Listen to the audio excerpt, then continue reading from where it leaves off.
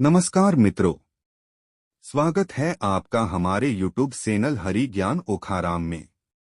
मित्रों, माताओं बहनों, आप वीडियो पर नए हैं तो लाइक सब्सक्राइब कर लीजिएगा। अगर करके रखा है तो आपका धन्यवाद। तो आइए, भगवान विष्णु हिंदू धर्म के प्रमुख देवताओं में से एक हैं और त्रिदेवों में से एक हैं। विष्णु को विशेष रूप से सृष्टि के पालनकर्ता और रक्षक के रूप में पूजा जाता है। भगवान विष्णु के 10 प्रमुख अवतारों को दशावतार कहा जाता है, जो उनकी धरती पर विभिन्न समय पर अवतार लेने की परंपरा को दर्शाते हैं। भगवान विष्णु ने मछली के रूप में अवतार लेकर उन्होंने मानव जाति को प्रलय से बचाया था।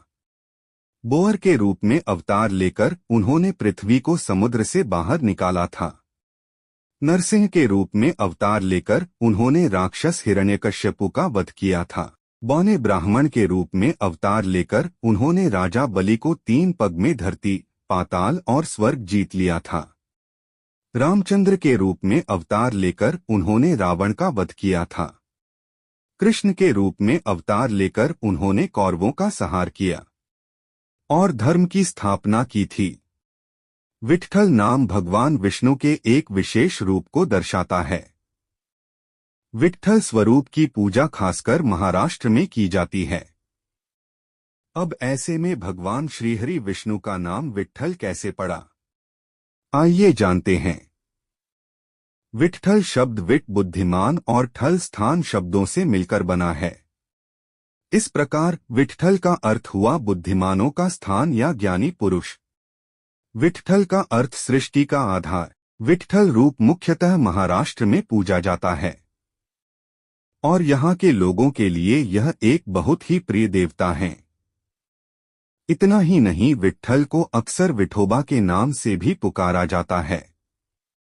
कथा के अनुसार एक बार देवी रुक्मिणी भगवान विष्णु से कुछ कारणवश नाराज होकर द्वारका से चली गईं। भगवान विष्णु उन्हें ढूंढते हुए दिंडीवन पहुंचे, जहां उन्हें देवी रुक्मिणी मिली और उनका क्रोध शांत हुआ। उसी समय वहां एक आश्रम में पुंडलिक नाम का एक भक्त रहता था। वह अपने माता पिता की अत्यंत सेवा करता था। भगवान विष्णु पुंडलिक की भक्ति से प्रसन्न होकर देवी रुक्मिणी के साथ उसके आश्रम गए।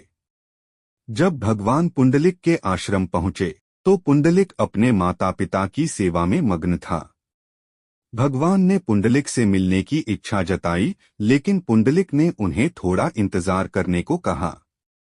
उसने एक ईंट फेंक कर भगवान से कहा कि वे उस पर खड़े रहें।